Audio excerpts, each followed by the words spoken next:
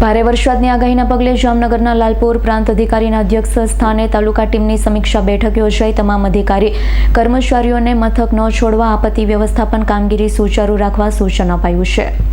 જામનગર જિલ્લાના લાલપુર તાલુકામાં આગામી 3 દિવસ દરમિયાન ભારેથી અતિભારે વરસાદની હવામાન વિભાગ દ્વારા કરવામાં આવેલી આગાહીના પગલે તાલુકા તંત્ર સંપૂર્ણપણે સજ્જ બન્યું છે। વરસાદી આપત્તિના સમયે નાગરિકોની સુરક્ષા અને રાહત બચાવ કામગીરી સુચારુ રીતે પાર પાડી શકાય તે હેતુથી પ્રાંત અધિકારી સંજયસિંહ અસવારના અધ્યક્ષ સ્થાને લાલપુર તાલુકા ટીમની સમીક્ષા બેઠક યોજાઈ હતી। બેઠક દરમિયાન પ્રાંત અધિકારીએ તાલુકાના નીચાણવાળા અને સંવેદનશીલ વિસ્તાર, નદી નાળા કાંઠાના ગામો તેમજ ભૂતકાળમાં જ્યાં વધુ પાણી ભરાવાની સમસ્યા સર્જાઈ હોય તેવા વિસ્તારોની પરિસ્થિતિ અંગે ઝીણવટભરી સમીક્ષા કરી હતી। સંબંધિત અધિકારીઓને પૂર્વ તૈયારીઓ પૂર્ણ કરી તમામ જરૂરી સંસાધન સાથે એલર્ટ મોડ પર રહેવા સૂચના આપી છે। બેઠકમાં પ્રાંત અધિકારીઓ, તમામ મામલેદાર, તાલુકા વિકાસ અધિકારી સહિત તાલુકા કક્ષાના અધિકારી, તલાટીકમ મંત્રી, ગ્રામ સેવકોને આગામી દિવસોમાં મંજૂરી વગર હેડક્વાર્ટર ન છોડવા સતત સંપર્કમાં રહેવા આદેશ આપ્યા છે। ભારે વરસાદના કારણે કોઈપણ સ્થળ પર પાણી ભરાય કે કટોકટીની સ્થિતિ સર્જાય તો તુરંત જ તાલુકા કંટ્રોલ રૂમ તેમજ ઉચ્ચ